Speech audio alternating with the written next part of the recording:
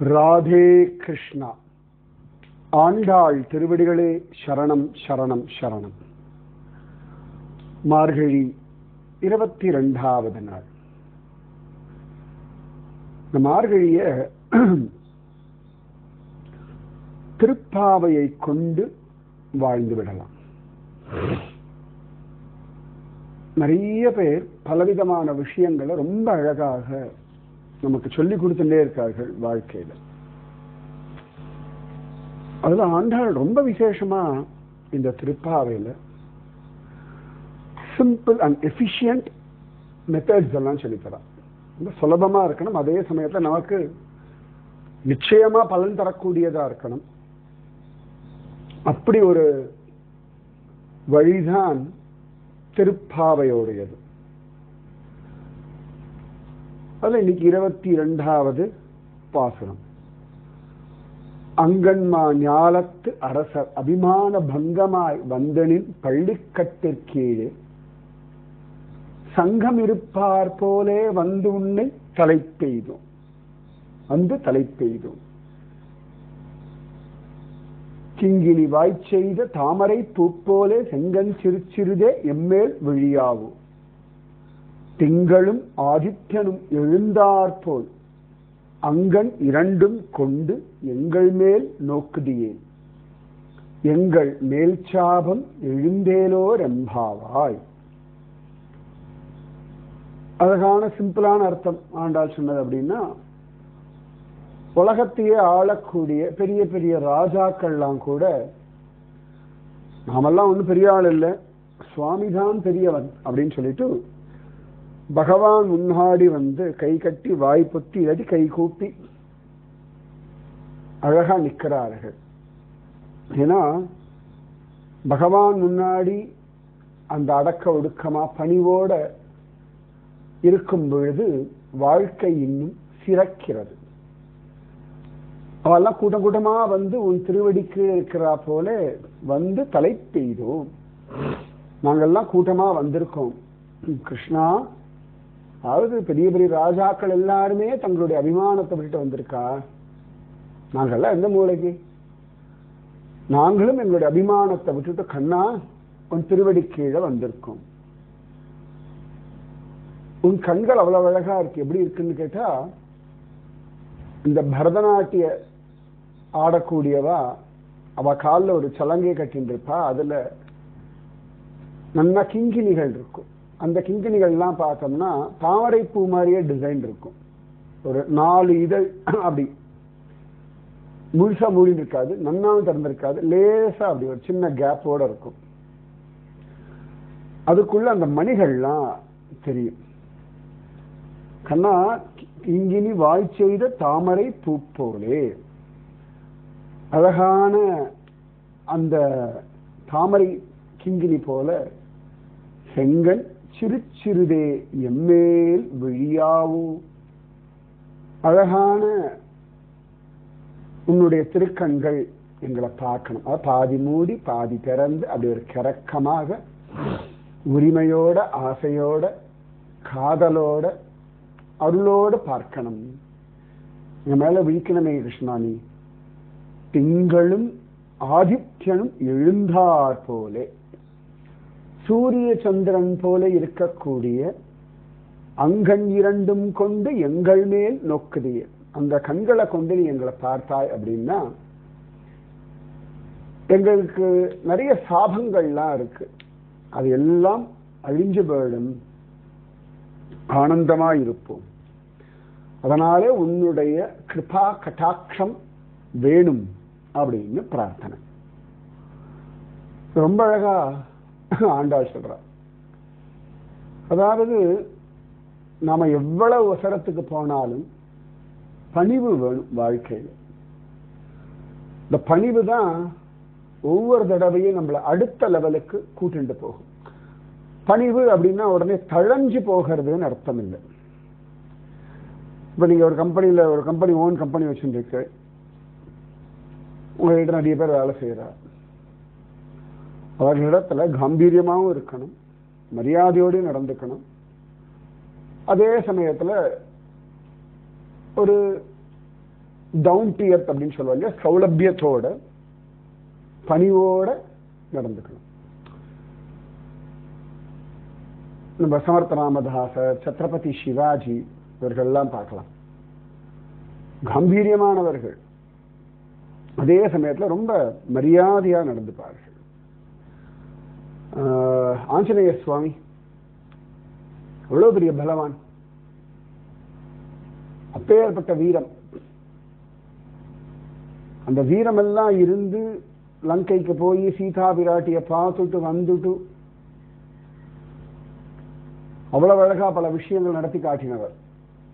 ஆனா சீதா பிராட்டி முன்னாடியும் வினயத்தோட இருந்தார், ராமன் முன்னாடி கை கட்டி வாய்ப்புத்தி இருந்தார். அதே சந்தர்ப்பத்தில் சுக்ரீவன் ராஜா, அதனால அவரிடத்தையும் வினயத்தோட இருந்தார். லக்ஷ்மணன் ராமனுடைய தம்பி, வினயத்தோட இருந்தார். நம்ம ஆஞ்சநேயர், என்னடா நீ ஒன்னும் போய் கண்டுபிடிக்கலையே, நான் தானே சீதையை கண்டுபிடிச்சேன்னு அந்த திமிர்ல ஆடல லக்ஷ்மணன் கிட்ட. அதே ஆஞ்சநேயர் ராவணாதிகள் கிட்ட அந்த திமிர்ல அந்த கம்பீரியத்துல இருந்தார் அப்படின்னு காண கிடைக்கிறது. அதாவது மனிதர்கள் நம்ம இடத்துல சாதாரணமா பழகும் பொழுது நாமும் சாதாரணமா பழகணும். அவர்கள் திமிரு காற்றா, அவ அகம்பாவத்தை காற்றா, ஈகோவை காற்றானா அப்ப நாம கம்பீரியமா இருக்கணும். அதே அன்போட இருக்கார்கள், அக்கறையோட இருக்கார்கள், இந்த உரிமையோட இருக்கார்கள்னா அழகா அந்த அன்போட நாமும் இருக்கணும். இப்ப ஒரு கோர்ட்ல ஜட்ஜ் இருக்கார், இல்லாட்டி ஒரு டிஸ்ட்ரிக்ட் கலெக்டர் இருக்கார், இல்லாட்டி ஒரு பிரைம் மினிஸ்டர் இருக்கார், சீஃப் மினிஸ்டர் இருக்கார், பெரிய மல்டி மில்லியனரா இருக்கட்டும், அந்த பிசினஸ் இல்லாட்டி அந்த விஷயங்கள் வரும்போது காம்பீரியம் இருக்கும் அவளுக்கு. அதே சந்தர்ப்பத்தில் தன்னை விட வயதில் மூத்தவர்கள், அனுபவசாலிகள், இல்லாட்டி தன்னிடத்துல அக்கறை உடையவர்கள், அன்புடையவர்கள் அப்படின்னா அவர்களிடத்துல ரொம்ப பணிவா இருப்பார். அதுக்கு வயசெல்லாம் முக்கியம் இல்லை, அனுபவம் முக்கியம் இல்லை. சமயத்தில் சின்ன குழந்தைகள் இருக்கும். இப்ப நான் சொன்னேன் இல்லையா, இந்த பெரிய பெரிய போஸ்ட்ல இருக்கிறவர்கள் கோட்டீஸ்வரலா இருப்பா. ஆனா பேரனோ பேத்தியோ அன்போட தாத்தா பாட்டி அப்படின்னு கூப்பிட்டாச்சுன்னா ரொம்ப சாதாரணமா விளையாடிண்டு, அதுக்கு சொல்றதெல்லாம் கேட்டுண்டு, அது உட்காருனா உட்காந்துண்டு, எழுந்துருனா எழுந்துண்டு பண்ணுவார்கள். இது ரொம்ப முக்கியம் வாழ்க்கையில. இந்த ஒரு கிளாரிட்டி நமக்கு வேணும். எல்லா இடத்துலையும் அப்படியே பணிவோடு இருக்கணும்னு இல்லை, எல்லா சந்தர்ப்பத்திலையும் கம்பீரியமா இருக்கணும்னு அவசியம் இல்லை. இப்ப இந்த கிருஷ்ணன் பார்க்கணும், பகவான் கோபகுழந்தையோடு விளையாடும் போது ரொம்ப ஜாலியா, ரொம்ப சாதாரணமா, ரொம்ப சிம்பிளா மாட்டுக்காரனா விளையாடுவான்.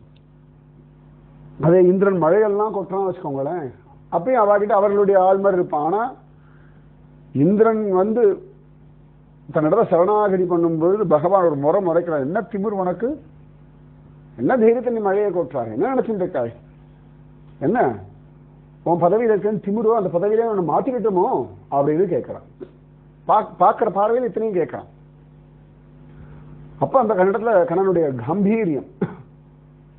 ராமச்சந்திரமூர்த்தி பகவான் ஸ்ரீராமன் வாலிய வதம் பண்ணி சுக்ரீவனுக்கு ராஜ்ய பட்டாபிஷேகம் பண்ணி கிருஷ்ணேந்திர சௌக்கியமா இருப்பா, மழைக்காலம் முடிய வரைக்கும் நீ ஆனந்தமா இரு, மழைக்காலம் முடிஞ்ச பிறகு சீதையை தேடுறதுக்கு ஆள் அனுப்பலாம் அப்படின்னு சொல்லிட்டான்.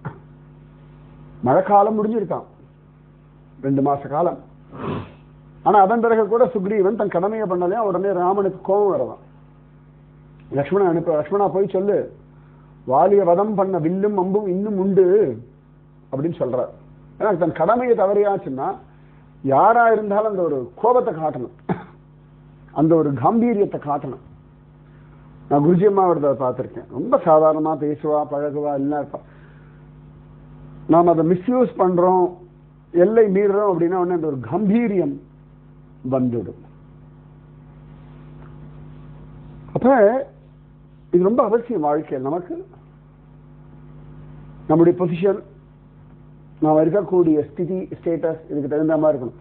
கைகேயிக்கு அந்த கம்பீரியம் இல்லாததுனாலே தான் கூடி வந்து அவ இஷ்டத்துக்கு அவளை ஆட வச்சுட்டான். கைகேயிக்கு காம்பீரியம் இருந்தா, ஏ கூனி என்ன எங்க குடும்ப விஷயத்துல தலையிடுற, போய் ஓரத்துல இரு அப்படின்னு சொல்லியிருக்கணும். அது மிஸ் ஆயிடுறது. அப்ப அந்த காம்பீரியம் வேணும். அதே சமயத்துல எங்க வினயமா இருக்கணுமோ அங்க வினயமா இருக்கணும். தசரத சக்கரவர்த்தி சம காம்பீரியம் உண்டு. அதே சந்தர்ப்பத்துல விஸ்வாமித்திரலாம் வரும்பொழுது அவ்வளவு வினயத்தோட சாதாரணமா என்ன வேணும்னு கேட்கிற. ரொம்ப அழகா இருக்கும் இது தசரதருடைய அந்த காம்பீரியமும் அந்த விஸ்வாமித்திரத்துல வினயமும். ஆனா அதே தசரதர் தன்னுடைய காம்பீரியத்தை விட்டுட்டார் கைகேயின் இடத்துல. அதனால ராமனை காட்டுக்கு அனுப்பும்படியா ஆயிடுச்சு. அப்ப பகவானிடத்துல வினயமா இருக்கணும். எவ்வளவு உயர்ந்த லெவலுக்கு போனாலும் எல்லாம் அவன் அருள் அப்படின்னு இருக்கணும். நம்ம திருவனந்தபுரம் பத்மநாபதாசர்கள் திருவிதாங்கூர் சமஸ்தானத்துல அனிழம் திருநாள் மார்த்தாண்டவர்ம மகாராஜா இருந்தார். அனிழம் திருநாள்னு அவருக்கு பேர். அவர் தான் பத்மநாபர் இடத்துல திருப்படிதானம் அப்படின்ற ஒண்ணு பண்றார். அதாவது வாள், அப்புறமா கேடயம், கிரீடம், இதெல்லாம் பத்மநாபர் முன்னாடி வச்சுட்டு, பத்மநாபா இனி இந்த ராஜ்யம் உன்னுடையது, நாங்கள் எல்லாம் உன்னுடைய தாசர்கள், உனக்காக இந்த ராஜ்யத்தை பரிபாலனம் செய்கிறோம் அப்படின்னு எழுதி கொடுத்தார். அதுக்கு திருப்படிதானம்னு பேர். பகவானத்தை சமஸ்தத்தையும் சகலத்தையும் சமர்ப்பணம் பண்றார். அப்ப இந்த மாதிரி பகவானே எல்லாம் நீ நடத்துற. நம்ம கம்பெனிலேயோ பிசினஸ்லயோ நல்ல பெரிய லெவல்ல போகலாம். நீங்க எவ்வளவு வேணா பெரிய லெவல் போகலாம். You can achieve any height. ஒரு குடும்ப தலைவியா சூப்பரா குடும்பத்தை பார்த்துக்கலாம், குழந்தைகளை நல்லபடியா வளர்க்கலாம், பக்தியில மகோன்னதமான உயர்ந்த நிலைமைக்கு போகலாம். எவ்வளவு உயரம் போனாலும் எல்லாம் தெய்வத்தின் அருள், கிருஷ்ண கிருபா கட்டாட்சம் அப்படின்னு அந்த ஒரு நிதானத்தை இருக்கணும். இந்த கோபிகைகள்லாம் கிருஷ்ணானுபவம் பகவான் கொடுக்கிறான். ஆனா சௌபாகியம், நாங்க தான் பாக்கியசாலிகள், நாங்க தான் வசத்தியானவர்கள் நினைச்சா கண்ணன் மறைஞ்சிட்டான். அதே இந்த கோபிகைகள் திரும்பி கிருஷ்ணா மன்னிச்சுடு, உன்னுடைய கருணை நீ உன்னை எங்களுக்கு தருகிறாய். கண்ணன் சாதாரணமா சிம்பிளா அழகா சிரிச்சு பேசுறான், கண்ணத்தை கிள்றான், முத்தம் கொடுக்கிறான், ஓடி ஆடி விளையாடுறான், இவர்கள் ஆசைப்பட்டதெல்லாம் நடத்தி கொடுக்கிறான் அப்படின்றதுக்காக கண்ணன் என்னிடத்துல மயங்கிட்டான், அவனுக்கு நான் வேணும் அப்படின்னு ஒரு நாளும் ராதாராணி நினைச்சது இல்லையா? ஹே கிருஷ்ணா, உன்னுடைய காருண்யம் எவ்வளவு பெருசு, உனக்கு எதுவுமே தேவையில்லை, ஆனாலும் நீ எனக்காக என்ன எவ்வளவு தூரம் கொண்டாடுறியேப்பா, என் ஆனந்தத்திற்காக இவ்வளவும் பண்றியேடா கிருஷ்ணா, உன் ஆனந்தத்திற்காக நான் இருக்கணும் அப்படின்னு அந்த எப்பொழுதுமே நிதானத்துல இருந்தாளாம். ருக்மிணி பிராட்டி அப்படிதானே. சத்யபாமா பார்த்தோம்னா கண்ணனுக்கு ரொம்ப பிடிக்கும், நான் தான் பெரிய ஆள் அப்படின்னு நினைச்சிட்டாளாம். ருக்மிணி பிராட்டி கண்ணனுடைய வேலைக்காரிகள்ல நானும் ஒருத்தி அப்படிதான் நினைச்சிட்டு இருந்தாலும். அப்ப இப்படி ஜெயமேன்னு இருக்கணும். நீங்க வெளியில காம்பீரியமா இருக்கலாம், மனுஷா கிட்ட அந்த இடத்துல நீங்க எப்படி நடந்துக்கணும், சுவாமி கிட்ட எப்பொழுதும் அதே வினயத்தோட இருக்கணும். அதுதான் மரியாதை. இப்போ ஒரு ஹோட்டல்ல போய் தங்குறீர்கள் அப்படின்னா அந்த ஹோட்டல்ல தான் சரியில்லைன்னு நீங்க கெஞ்சக்கூடாது. என்னப்பா சரியில்லை, நான் கொடுக்குற பைசாவுக்கு நீ இதை பண்ணித்தான் ஆகணும், இல்லைன்னா எனக்கு ரூம் மாற்றி கொடு, ரூம் சரியில்லை ரூம் மாற்றி கொடு அப்படின்னு டிமாண்ட் பண்ணணும். அங்கே போயிட்டு can you please change room, அதாவது ப்ளீஸ்ன்றதை விட இந்த மாதிரி வித்திய எனக்கு கேன் யூ சேஞ்ச் ரூம், இது சரியா வரல, இந்த ப்ளீஸ் எங்கே சொல்லணுமோ அங்கே ப்ளீஸ் சொல்லணும். எல்லா இடத்துலையும் ப்ளீஸ் சொல்லக்கூடாது, எல்லா இடத்துலையுமே சாரி சொல்லக்கூடாது, எல்லா இடத்துலையுமே ரிக்ரெட் பண்ணக்கூடாது. கணவன் மனைவி அங்கெல்லாம் டக்கு டக்குன்னு ப்ளீஸ் சொல்லிக்கலாம், அப்பப்போ மாற்றிக்கலாம், அங்கங்கே சாரி சொல்லிக்கலாம். அப்பா அம்மா இப்போ நீங்கள் ஒரு தப்பு பண்ணிட்டு குழந்தைகளுக்கு ஏதோ பேச வேண்டிய தப்பா பேசுறீங்கன்னா சாரிப்பா தப்பா பேசுறேன் அப்படி சொல்லிடலாம். அங்க போய் நம்ம கம்பீரியத்தை காட்ட வேண்டிய அவசியம் இல்லை. அதே குழந்தைகள் சரி இல்லை தப்பா போறோம்னா அப்ப நம்ம கம்பீரியத்தை காட்டணும். இந்த தாய் பூனையெல்லாம் நான் பார்த்துருக்கேன். இந்த குட்டி பூனையெல்லாம் அழகா பத்திரமா வச்சுட்டு இருக்கோம், விளையாடும், எல்லாம் பண்ணும். சமயத்துல இந்த குட்டி பூனையில எங்கேயாவது ஓடி போயிடும். அம்மா வந்து தேடும். கடைசியில் எங்க கண்டுபிடிக்கும், ஓங்கி டப்பு டப்பு டப்புன்னு தலைமையில 4 போடு போடும். என்ன ஒழுங்காரு அப்படின்னு. அப்ப அது ஒரு தர்மம். புரியுறதா? இப்ப பெரிய பெரிய ராஜாக்கள் எல்லாம் உலகத்துக்கு பெரியவர்களா இருக்கா, ஆனாலும் உன்னுடைய திருவடி கீழே வரும்பொழுது அடியேன் தாசன் அப்படின்னு வராலாம். அந்த மாதிரி எவ்வளவு கூட்டமா வந்து உன் திருவடி கீழே இருக்கிறா போலே கிருஷ்ணா நாங்கள்லாம் உன்னுடைய அருளுக்காக வந்திருக்கோம். கதலை எழுந்தோடனே உலகத்தை பார்த்து கை கூப்புங்க. நீ உலகத்தோட நாம பெரிய ஆள் இல்லை. நீங்க உலகத்துல உங்களுடைய முயற்சியினாலே, ஸ்ரத்தையினாலே, நம்பிக்கையினாலே, உழைப்பினாலே, உற்சாகத்தினாலே, விடாமுயற்சியினாலே முன்னேறி வந்திருக்க. உலகத்தை காட்டிலும் நீங்க பெரியவர்கள் கிடையாது. அத்தனை பெரிய உலகம் வெறும் பூமியை மட்டும்தானே. அந்த பூமியில ஏதோ ஒரு இடத்துல இத்தூண்டு ஒரு வீட்டுல ஒரு 6 அடியோ 7 அடியோ ஒரு 50 கிலோவோ 100 கிலோவோ ஏதோ ஒரு வெயிட்ல இருக்கிற அவ்வளவுதானே. உலகத்தோட மாஸ் எவ்வளவு பெரிய சைஸ், என்ன வெயிட் அதுக்கு, உலகத்துக்கு எவ்வளவு பலம் இருக்கு. எத்தனை மரம் செடி கொடிகளை தாங்கிட்டு இருக்கு பூமி. அதுல எங்கேயோ ஒரு ஓரத்துல ஒரு துளியில தான் நாம இருக்கோம். அப்ப அந்த நிதானத்தோட இருக்கணும்.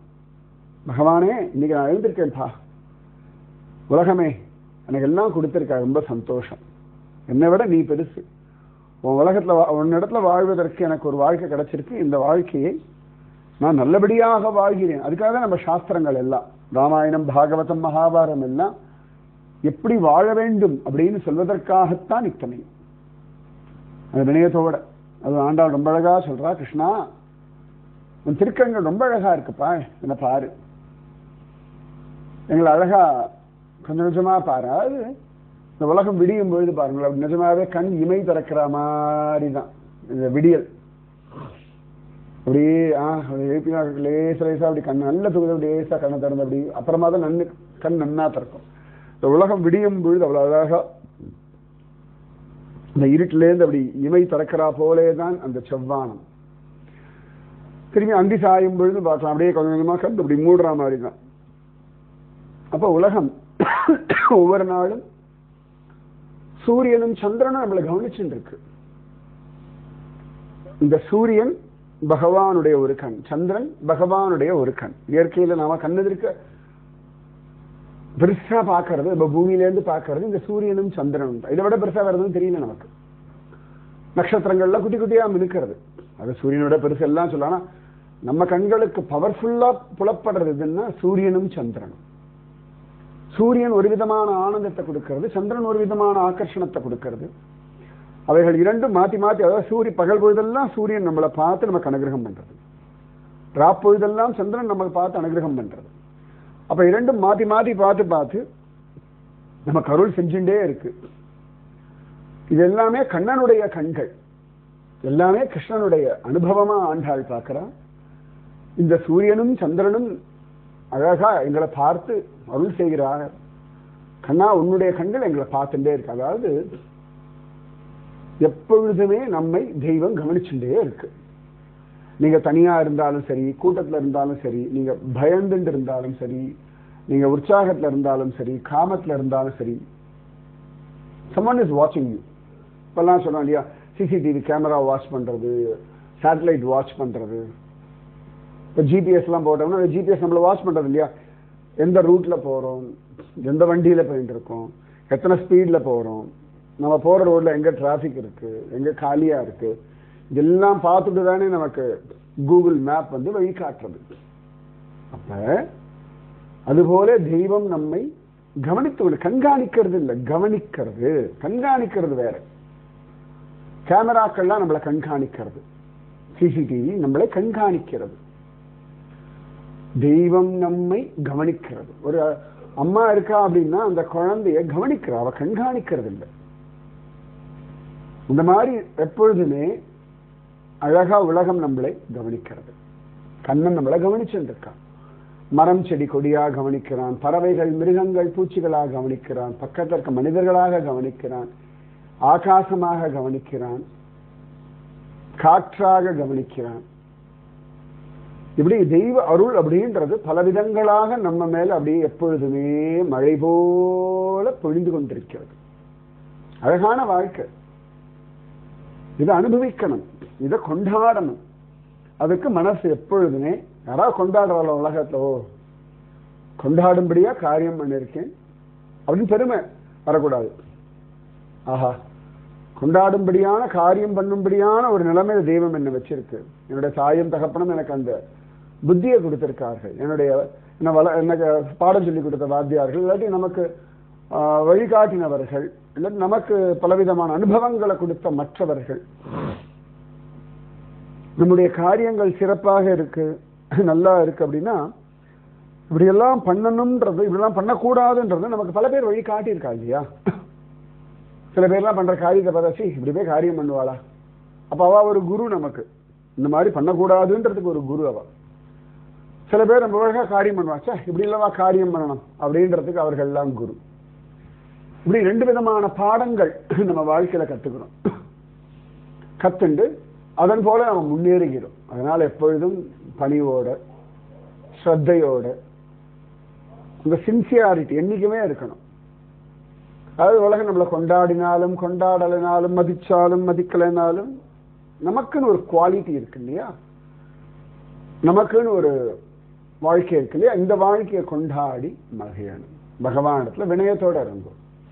உலகம் கொண்டாடும் பொழுது வினயத்தோட இருங்கோ. அதே சமயத்தில் கம்பீரியமாகவும் இருக்கணும். எப்பொழுதுமே கண்ணன் என்னை கவனிச்சுட்டு இருக்கா, எனக்கு வேண்டியதெல்லாம் கொடுத்துட்டு இருக்கா, என் வாழ்க்கை நல்லா இருக்கு, ஐ எம் ஹாப்பி, நான் சந்தோஷமா இருக்கேன், ஐ எம் தேங்க்ஃபுல், நான் நன்றியோட இருக்கேன். இதுதான் ஆண்டாளுடைய அழகான இந்த பாசுரம்.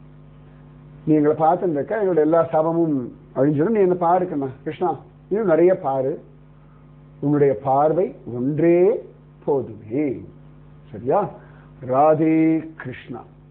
ஆண்டாள் திருவடிகளே சரணம் சரணம் சரணம்.